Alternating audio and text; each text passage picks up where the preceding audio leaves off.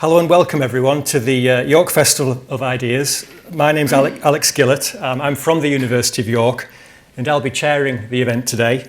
It's my great pleasure to welcome you all in person. Thanks for coming. It really means a lot to have so many faces and people interested in the topic. I was supposed to be co-chairing with a co-author and colleague of mine here at York, Dr. Kevin Tennant. Unfortunately, he's ill and can't join us today. So we wish him well, but the show will go on, and it's just a shame we don't get him as well and his passion and knowledge of cricket. So we're delighted to welcome historian Duncan Stone, who's sat here. Duncan has a long interest in the social and cultural machinations of sport, the concept and application of amateurism, and who gets to define the form, function, and the meaning of sport. He's worked as a forensic photographer, a DJ and club promoter, a builder, a local government officer, and a lecturer at the University of Huddersfield, and was previously a visiting researcher at Victoria University in Melbourne, Australia. This morning, Duncan is going to explore with us the role of social class in the evolution of sports governance, and to find out how elitism in cricket has impeded the performance of the England national team. So welcome, Duncan.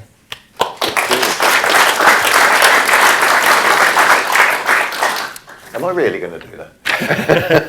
We'll have to see. So the format of this, we'll have a bit of discussion. I've got some questions to ask him about his research in his recent book, and then we'll have time for some you guys to have some questions for Duncan as well. And I'll just sit here so everyone can see him. Yeah. Okay. So Duncan, in a few words, with your research, and particularly with your book, what are the main messages or the main points which came from the research and that you're trying to communicate in that book, and the message for people and for cricket, really? Well, in many respects, and I don't want to disappoint anyone at the get-go, the book isn't really about cricket at all. Cricket is merely the context for examining social class in specifically English society and how English society actually works. And what sport does, and this is why, Alex, I don't know if he'll agree with me or not, why the historical mainstream's reticence to actually utilise sport as a historical tool is very frustrating. Because as far as I'm concerned, the elites of this country show their true colours when it comes to sport. And ultimately, if you read between the lines of the book, what my social history and cultural history of the game reveals is that the elites of this country detest meritocracy. And there is an awful lot of evidence to essentially back that up, such as the amateur professional distinction, and in the south of England in particular, the banning of cup and league cricket for 50 years, simply so that middle-class suburbanites in villages near where I live in Surrey got to pick and choose who they played against. If you extrapolate that sort, so if they're prepared to go to those sort of lengths over something as relatively benign as recreational cricket, just imagine the lengths that they'll go to when there's some real money, power and influence at stake. So as much as, yes, the whole book, when you read it, is about cricket, what I would hope readers, by the time they get to like the third chapter, they're like, hold on, you could apply it. You could apply this sort of methodology in how, or the evidence in how cricket has been run in this country to almost every institution in this country. Okay, well, can you explain this concept of hegemony or hegemony a bit more, and what that looks like in cricket? You've touched on it a bit there, but give us some examples from the book. Well, the whole culture of cricket is a hegemonic exercise. So hegemonic being that a very small number of people will get to dictate, the meaning of cricket or the format that cricket is played in, i.e. you have to play friendly cricket rather than cup or league cricket that was obviously so prevalent in the Midlands and the north of England. So the culture of cricket is designed to not simply diminish or exclude working class participation or representation. It's supposed to bolster the people who are already blessed with privilege and status and power. So I find that cricket, English cricket in particular, because obviously, as we've seen at the Oval this week, the culture and supporting patterns in Australia and Pakistan and in India is very different to English cricket. So I think that the culture of English cricket is the game's own worst enemy when it comes to making it. If it's going to survive for another 200 years, we need to make it accessible and interesting to a younger generation. And I suppose the culture war that's going on at the moment is over the 100 and just the red ball, white ball, long form, short form game, and how certain, shall we say, traditionalists regard anything played less than 50 overs as not real cricket. I think that's just inherently snobbish and unhelpful, because cricket is cricket. And if the pandemic taught us anything, it's that any cricket is better than no cricket at all. Okay, this brings us to consider, I think, your own kind of background and interest. Now, you've hinted, or well, been quite blatant about your own beliefs on some of this stuff, and you've mentioned where you live, where you come from. In the book, you talk a bit more about, I think, your background and introduction to cricket and background and so on. So, can you tell the audience a little bit more about that? How your own background and experiences have maybe shaped you to begin this research and your direction through it? So, essentially, working class bloke. Dad was a milkman for a time, engineer. Mum used to clean the stairs in Marks and Spencer's, and yet we wanted for nothing. We had an inherently happy childhood, building camps and climbing trees, and we lived in this little cul-de-sac, and in the days when there was only one car per family at most, we had the road to ourselves, and whatever sport was on the television, bar rugby, because obviously you can't be rolling around on concrete, we would be playing, and we just remember playing cricket in the street, incessantly during the summer. But my dad, my granddad, and my uncle were all avid cricket players until my dad I don't know why he stepped back from cricket, but he was more of a football man. He ended up refereeing in the Isthmian League, which was a semi-professional league at that time. But Grandad, had he lived longer, I was only 5 when he died, he was the real cricketer, and I might have been encouraged to play more. But I knew when I started playing as an adult that there was something amiss with the game in the south. I originally started off at a club called Normandy. You must hate my guts now. And as a kid, as a member of their Colts, I was better than a lot of the other players, the other kids, but I would never get picked because my dad never played for the first team. So lesser players. So it was weird. They were a very ambitious club, and yet they wouldn't necessarily pick the best players. So there was a disconnect there. And then I started playing for this other mob called Fairlands, which is just, friendly cricket on Sundays, and it was more about, having a good time and a few beers and a Chinese meal after. But I realised that there was a disconnect. There isn't a split in cricket like there is in rugby, where it's become 2 separate games. But there was something amiss. You had different cultures within, 4 miles of each other. You would have clubs with completely different, aims and objectives, broadly speaking, relating to culture and social class. And because Normandy is in an affluent village, my sensibilities as a 12-year-old probably didn't fit in. But in terms of why I ended up researching this, trying to make this answer as brief as possible, I ended up doing a master's in sociology of sport, and at that time, any lecture on identity related to nationalism, specifically football hooliganism or mega events such as the Olympics and stuff like that. And I'm the sort of person whose mind wanders a lot, and it just occurred to me, like, Yorkshire.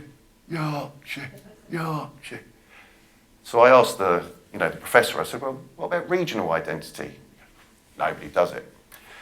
And from that point on, I did a study on the difference between Yorkshire and Surrey supporting patterns, and my research revealed that Yorkshire supporters and Surrey supporters, broadly speaking, attribute completely different meanings to cricket. But the limitations of that research meant I could go no further. And then 7 years later, I started the PhD, and then in history, I went back to the beginning and I sought to explain why those two different meanings came about. But it had very little to do with the first-class game. It was the recreational game and the fact that, cups and leagues were so prevalent, competitive cricket in the north and the Midlands, whereas in the south, we're all soft, effete southerners who can only play friendly cricket, and we all start crying if we lose. So the book then became about explaining that phenomenon. And then the more I got into it, like pulling the thread on a jumper, then I realised it's actually telling a much broader story about sort of social class and culture, and who gets to actually dictate what sport means. Is that enough? Yeah, no, that's I could go on forever. It's really good. It leads nicely to the next question, which is that you have an interest in cricket from like a club level. That seems quite novel. I know Kevin, who's not here today, but he picked up on that especially. And he said there's a contrast here with like classical histories inspired by people like Altham and Swanton, like John Major's book, for example. What methods and approaches did you use then to do this research? Because I think you've followed a fairly original path with the sort of unit of analysis you're looking at here. So which archives or sources did you use to research this stuff? I think the point I want to make about this, and it's a more important point, again, everything boils down to class. The reason I asked this specific research question is because of my background. 99 to 100% of the people who've written orthodox histories of cricket are all public school boys. This research question would never occur to them because they have their own world and nothing, and as far as they're concerned, and some of the reception I've received subsequently sort of bears this out, is that I'm committing some form of heresy by asking these impertinent questions. But purely speaking, it was my social background and my personal experience of cricket and that question, well, regional identity, why the difference between the north and south of England around the same game. But in terms of sources, there was no recognised archive. Most people starting a PhD have a recognised archive that they can visit, and they might even be the 50th historian to go through them. I actually had to get the phone book out and do Google searches on people and ring them up. And I put an advert in the Surrey Advertiser, and the first person I met was a bloke called Ray Cotton, who ran one of the few competitions in the south of England in the post-war period for 50 years. And we met at a cricket match, and we sat on the boundary and chatted away, obviously, me with my new digital recorder. And he goes, I went up in the loft and I got all these. And he's brought these minute books that nobody's ever seen. And literally the first page of the first minute book was meeting at the Oval in 1949, April, whatever. League cricket discussed, strongly approved. I'm like, so how come league cricket didn't finally arrive in the south of England until 1968? Let alone why did it disappear in the first place? So an awful lot of luck. I mean, you make your own luck to a certain degree, but I had an inordinate amount of luck in terms of people, the Club Cricket Conference, who are, for the bulk of the book, like the enemy of the peace. So they are. There's a redemptive arc. They become the heroes at the end. Largely thanks to them appointing a chairman who's black British, and that was the difference, Finally, there was some greater racial representation, and the culture started. 100 years of conservatism was just done away with in about 2 years.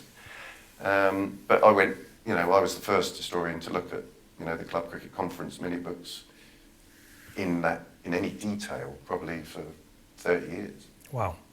And you've mentioned a bit in that answer the kind of response you've received from some of the cricketing establishment. But can you tell us a little bit more about the responses you've received from the world of cricket, from its clubs and governing bodies, maybe if people are interested from academia as well? Yeah, I'm clearly a Marmite character. People, it's weird. It seems like I've got some sort of fan club on Twitter in particular. If I tweet anything, it's immediately liked by sort of 3 or 4 people. But in terms of the cricket establishment, the reviews in this year's Wisden and the Cricketer magazine, pathetic springs to mind. If somebody doesn't want to engage, if somebody's reviewing a book and they don't want to engage with a central argument, they'll pick out spelling mistakes and that's all they do, pretty much, rather than actually engaging with what I'm trying to say. Within cricket journalists, I hear on the grapevine that many people love it, but they will not say that publicly. So the answer is I don't really know, but I would have thought, bearing in mind I present evidence of institutional racism that goes all the way up to the chairman of the ECB, and advanced copies of the book were with all the broadsheets in this country at the time Azim Rafiq was giving his evidence first time round, so that was at November 2020. Yeah. Not a dicky bird. Now, I would have thought any journalist worth their salt, given that explosive testimony and my evidence, would have been all over it. Didn't get a single mainstream book review, no phone calls, so draw your own conclusions. But I understand it, they rely on access to players to do their jobs. It's like Alex Ferguson, you ask a shitty question and you're banned from the next press conference. You can't do your job. Mm. So I kind of understand it, but there's clearly some reluctance to actually engage with the fundamental issues with cricket that I highlight, because what I offer are actual solutions. Mm. If the game is going to flourish as an inclusive, multiracial sport in the future, then we can actually learn from the history that I present. It's with good reason that football, for all its issues with racism, is known as the people's game, and the majority of this country regard cricket as a posh sport, Eton versus Harrow. Hmm. Okay, well, your book looks a lot at the English system, but maybe, do you think there's messages in here for, maybe a global audience, or internationally you could generalize some of this stuff or take it? Has it had any interest around the world where, cricket's a popular sport around the world, maybe more popular in some places, you might say. So, is there interest in your book in some of these other overseas territories? Again, book reviews haven't really. I've had a few book reviews in India, but not with any sort of mainstream press. They've been with the Indian Literary Review or something like that. But I get the impression that anything about cricket, whether they're going to learn lessons or not, would be of interest in a lot of these countries. I've had some very nice endorsements, Gideon Haigh and people like that in Australia. Yeah. But it is as I said at the very beginning, the culture of English cricket is pretty much unique when compared to the rest of the world. Yeah. Because in Australia, cricket is like football here, a people's game. Yeah. And there are very good socio-cultural reasons for that. So I think maybe they could read it as a cautionary tale of what not to do. Yeah. But in terms of learning lessons, I don't think their issues with maintaining the popularity of the sport stem from the same causes. Mm. So I maybe they just like to read it to explain why England lose more Ashes series than they win, because again, it's the fact that we're relying on an overrepresentation of public school boys. When you consider, I think it was almost 50% of the England team was on the last tour was privately educated. Just think of the talent that is going to waste. And again, this applies to all aspects of British society.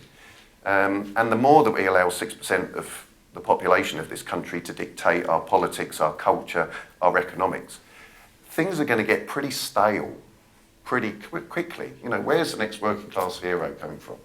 We closed all the art schools. Just think back to the 70s and the 80s, 60s, 70s and 80s, and that outpouring of culture that we had from, working class, artists. It's all gone. And now, and I've said this many times on other podcasts, we've got old Etonians passing themselves off as folk singers now. It's no good in the long run. It's self-defeating. So this is a huge question, but maybe just pick on one or two things here. But in your opinion, how should cricket be organised moving forward? And I know that could be you could take all day probably telling us about that, or you might say read the book and find out. But what would be your maybe your one or two main things that you would say to the audience or to the main stakeholders of cricket as well, that they could learn from what you've done and maybe how they might change things in future? Right. If cricket has any chance of being an inclusive sport for all, and this goes for races, genders, everything, it has to be organised in a more meritocratic fashion. The powers that be in cricket have consciously avoided meritocracy. That's why the county championship was just a confusing mess, where there were counties would play more games than other counties until the mid-60s. And we only had a two-division championship in 1999. For me, we need to look at the model that was rejected by the MCC in 1889, and that was a three-division cricket league with promotion and relegation. And traditionalists will say, well, what if my county's at the bottom of Division 3? Well, maybe, just maybe, you might broaden your search for talent and stop relying on this public school conveyor belt and the easy wins. English cricket has been run as a closed shop for 150 years, and as far as I'm concerned, everybody is far too comfortable. We need to introduce more jeopardy, we need to introduce more meaning, and I think a three-division county championship, although it might reduce, the number of games that members get to watch, but you'll still have 10 games. Mm-hmm. You will have less dead rubbers, you'll have 3 titles to go for and 2 relegations to be avoided. And you would need to give it at least a decade to settle down, but I truly believe that clubs would then realise the pursuit of excellence, sporting excellence, would require a broader church. And I think that basic cultural change, the structure of the game, is what cricket needs, not random formats that shall not be named, that are created by marketing departments. That does nothing except push money up the cricketing hierarchy rather than down to where it's really needed. Yeah. So I would, as near as damn it, try and introduce a football-style pyramid. Yeah. Because I think personally, until more jeopardy, meritocracy is injected, the counties are just going to continue picking the local public school boys and ignoring the inner cities where there's, 50% or at least a third of recreational cricketers are South Asian today. Where are they all? Frankly, we've got 2 here. And we want to see more, whether people like it or not. And I hate to paraphrase Sepp Blatter here, or bastardise his statement, but the future of cricket in this country, whether we like it or not, is South Asian. They're the community that still have an authentic passion about the game. Look at the Indian supporters at the Oval this week. I mean, that's how to support cricket, not some idiot with a trumpet doing Jerusalem. That is not my England. And to be honest, I'd almost rather watch a test match where England weren't involved these days. So I think the game needs to rediscover what sport truly is. You know, the best team, whoever they may be, should be winning. And cricket has failed repeatedly over the last 150 years because we're not picking the best teams. Okay, thank you, Duncan. I'd like to offer some questions to the audience now, but what we're gonna have to do is use some microphones. Okay, so have we got the microphones ready? Yeah. Okay, we've got a question over there. I think that's the first one. I was wondering whether women's cricket is setting a good example. I don't know. I'm not really into cricket particularly. Yes. More the class thing. Yeah. I mean, no. As far I think the progress of women's cricket. I was watching Surrey women against Middlesex in Guildford the other week, and compared to what I was watching 10 years ago, the standard is just unrecognisable. You know, the professionalism is... But you would need our friend Raf Nicholson here, to be honest. She's the sort of the women's cricket historian. I assume there's still an overrepresentation of privately educated players. But again, I think the women's game is only going to get bigger and better and good, because we want as many people playing cricket as possible. But I think at the moment, it's pretty much mirroring what we see in the men's game. Okay, we've got some more questions. Do you want to pick one? And then we'll work through them all if we can. Thank you. Great to hear from you this morning. One of the things that really interested me was this idea of multiple leagues, which put me in mind of the Bob Willis Trophy the first time it was inaugurated back in the lockdown kind of period. Do you see any parallels with how that worked and whether or not that's a kind of model for the future?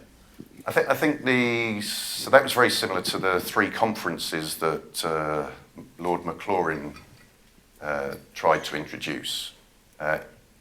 And then that's when we got the two divisions. I would prefer an overt meritocratic three divisions rather than a sort of premier conference, you know, supplied by two regional conferences.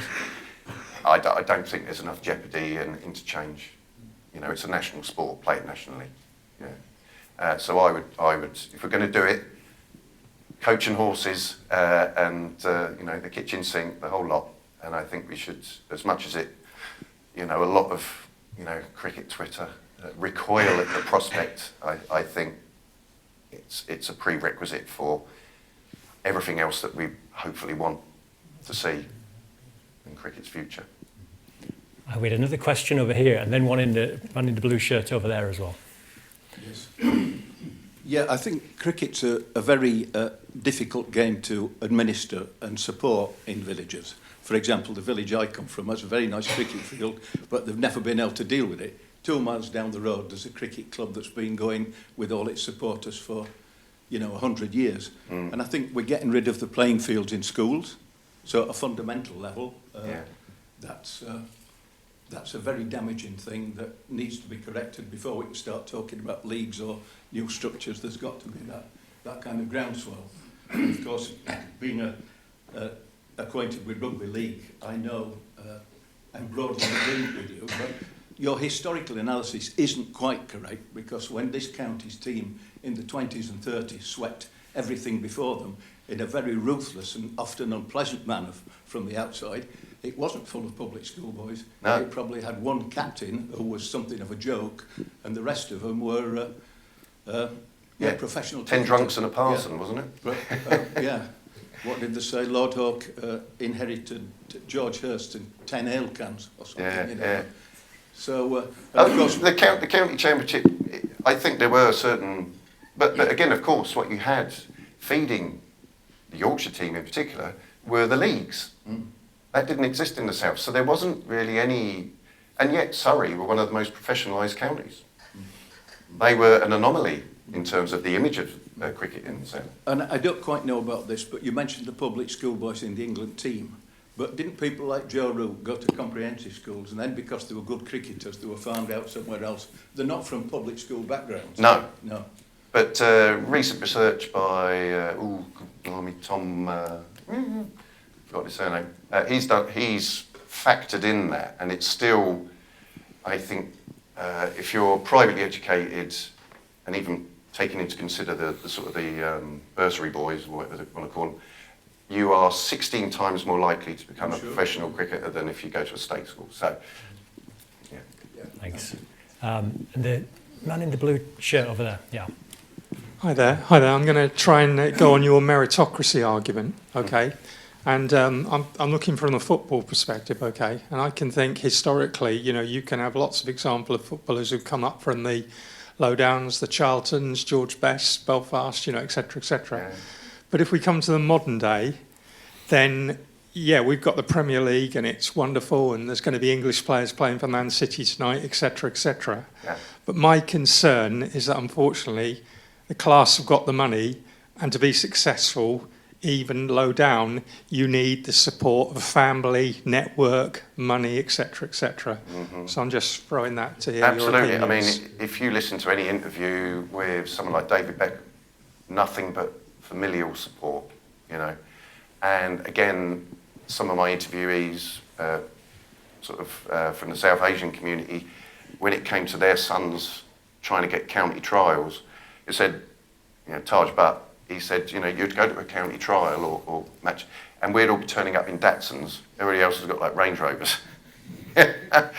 But yes, I mean, and there is quite a steep rise, Alex will probably know this, being a football man, of privately educated footballers in the Premier League. Ward-Prowse, Lampard.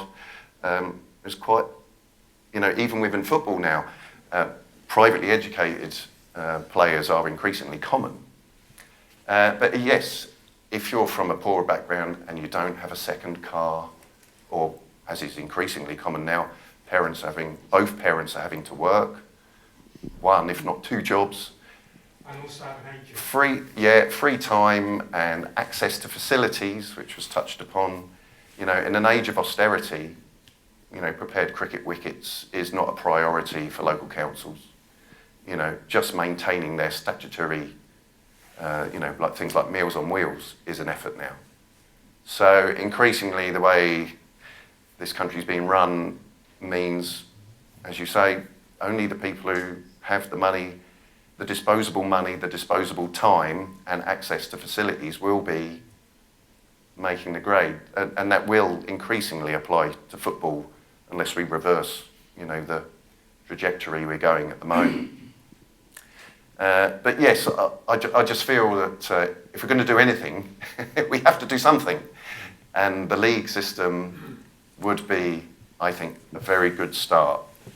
And then hopefully we could move on from there. But the 100 isn't the answer.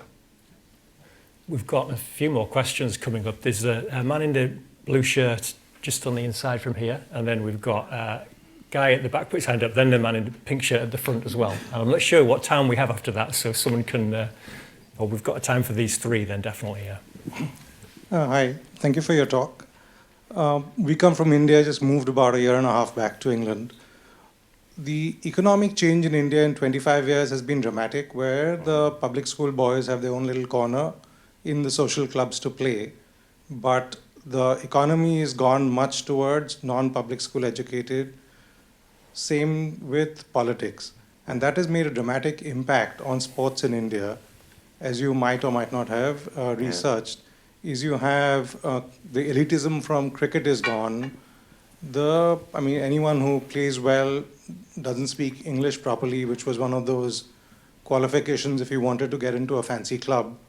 But those people are doing very well. Mm. Is there a parallel to be drawn in England where the economic forces are going away from the public school boys, or is it not happening? It's not happening in this country. No, if anything, it's probably getting worse. We're seeing, a broadening gap between the haves and the have-nots, sadly. and that's by design. But what I love about, Donny used to work on the railways. So, and what we used to, when I talk about this in the book, what we used to have, we've got an awful lot to thank Thatcherism for, was we used to have nationwide industrial sport and deindustrialisation. It's not just the selling off of school playing fields, it's the selling off of workplace fields. And I used to play cricket for the police, and there must be any number of people here that would have played for their workplace and got time off work to do it. That's all gone, and it's not coming back. And the real tragedy of that was the apex example of multiracial sport in this country was workplace sport, particularly things like London Transport, or on the buses and British Rail generally. And again, that's not coming back. Everything's about the bottom line, work and profit or shareholder returns rather than the welfare of the workers. So as long as India retains that and has this more egalitarian, meritocratic approach to who actually gets to play for the better clubs, then you'll be doing very well. But I don't see that happening here for some time to come, if at all. Okay, and the next one was the gentleman over there with his hand up. I was asked to ask you by my brother-in-law, who's heavily involved in club cricket, particularly amongst youngsters, so he coaches youngsters. The barriers to entry, I think, for youngsters into cricket are quite high in terms of cost. I mean, you've got lots of kit to get. And he was saying that they've just introduced, you've got to have now colours for your kit. So as a child, you now have to have like 2 or 3 different kits to play. And it's kind of, what can we do about that mentality? As a kid, you just want to turn up and play the game. You don't want to have to do all the... And how on earth do you attack that? Because that's not coming from his club, that's coming from somewhere up there to say you have to have this particular... Yeah. Again, that's just culture, isn't it? I mean, the game, cricket, sadly, has all these very inherently unhelpful add-ons that, whites and this romanticised image of, villages and stuff. Who gets to play on those, really? I mean, I live in a part of the country where that sort of ground is actually the norm. But the overwhelming majority of cricket is played in inner cities, where, and like I say, old workplace grounds. So that's just the cultural thing that... So what I'm finding with things like Club Mark or the football team that I help run, we've just got promoted. And the league... This is football. The league have basically said if we don't invest, so we're now in the Surrey Elite League essentially.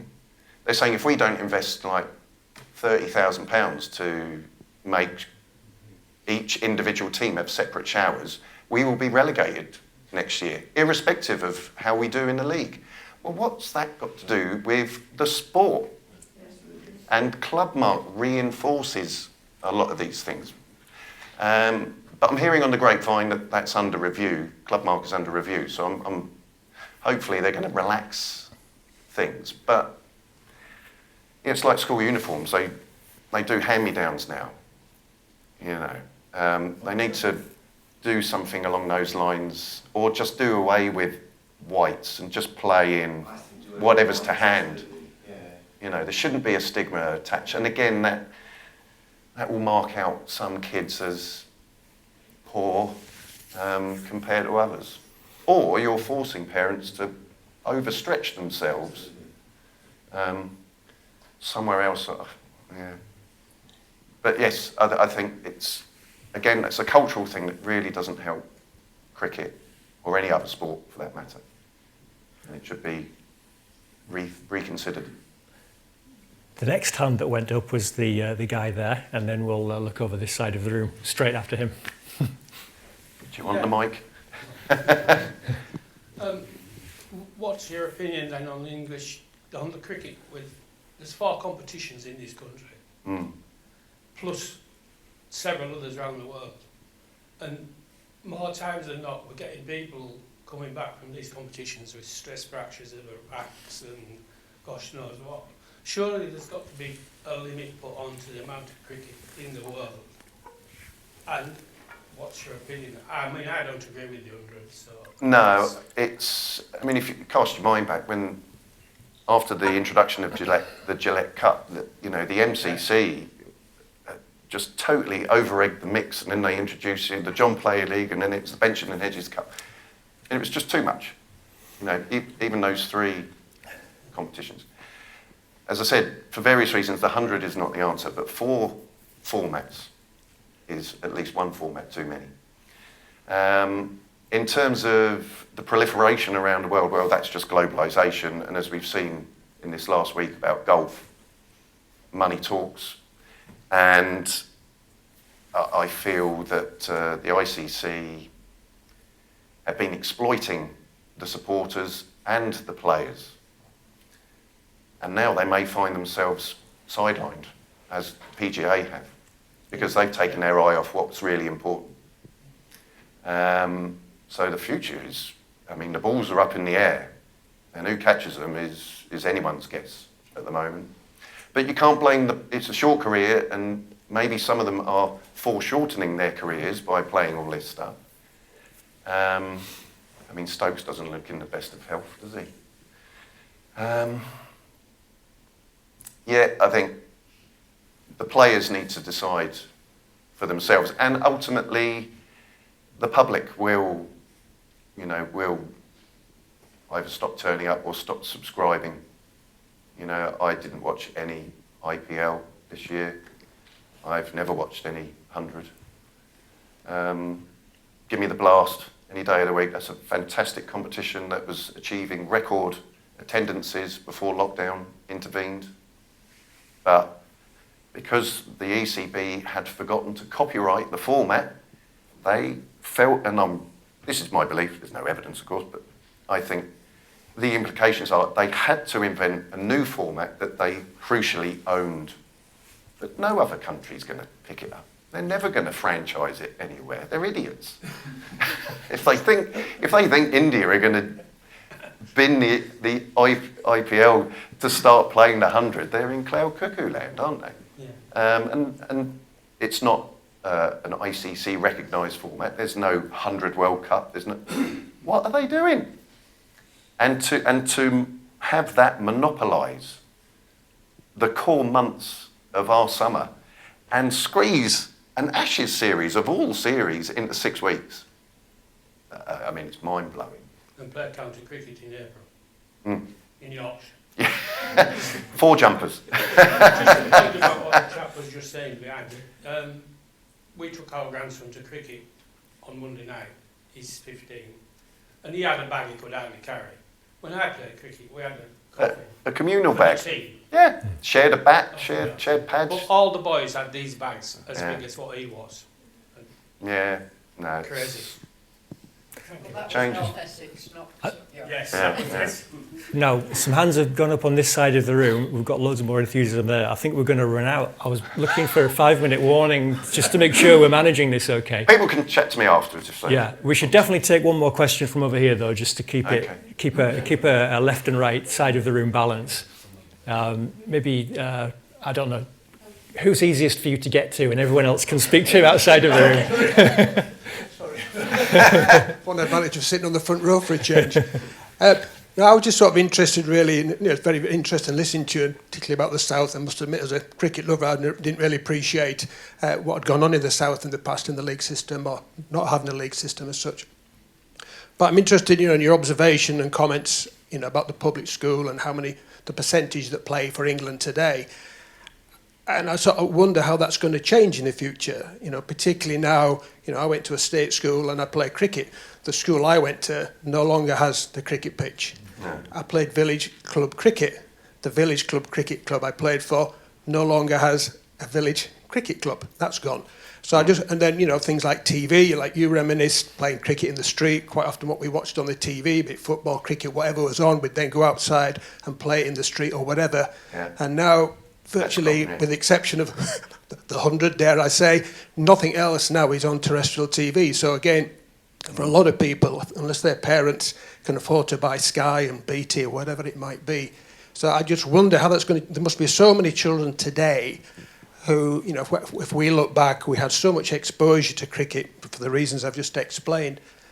But today, they can't be getting that exposure. And you know, that's going to be a drain. That's going to stop the supply coming through, isn't it? Oh, I think it is anyway. And so I just wonder in the future, you know, what if you've sort of factored that in, well, how you might see that. I'll go back to what I said, you know, the future is South Asian. Yeah. I mean, I don't know what they're watching on the TV or what satellite subscriptions they may or may not have, but you've got over a third of recreational cricketers in this country are from South Asian origin. If you go to certain cities, like Birmingham, it's over 50%. Yeah. So it's clearly a lot, and that is probably only including the people who play in ECB recognised leagues. Just imagine all the cricket that's being played beyond those official leagues that aren't recognised by regional cricket boards. Yeah. I think there's plenty of cricket being played out there. It's just there seems to be an impasse between, you know, whereas football, they're sending out scouts to, you know, here, there and everywhere, and nobody would ever be rejected on the grounds of their accent or the colour of their skin in football if they were the next George Best. In cricket, it would appear they do. That has to change.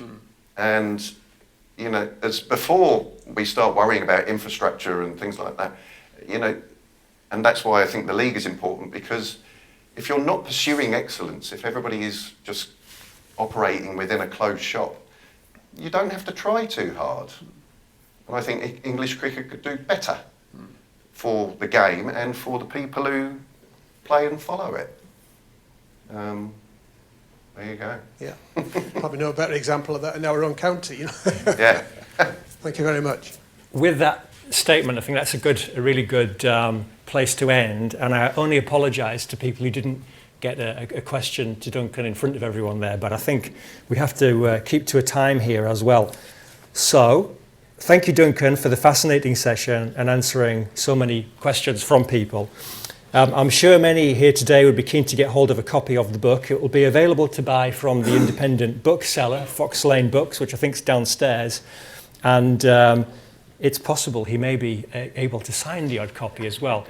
What I think would be a nice cricket-like gesture would be if there's anyone who wanted to ask a question who didn't get the chance there, that you would be able to answer as they come to see you in the line, maybe. Mm-hmm. And see people out there, yeah, whether or not they buy a book. But